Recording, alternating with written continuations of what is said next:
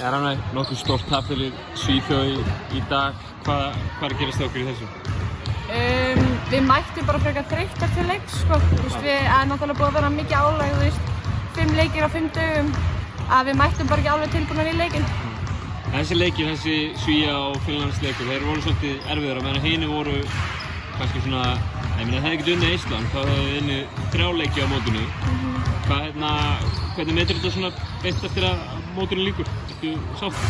Já, þetta er bara búið að vera frekar gott mót í heildinni, sko. Við erum náttúrulega bara að spila fyrstu leikina hérna, við hefum ekkert fengið að spila saman fyrir þetta mót.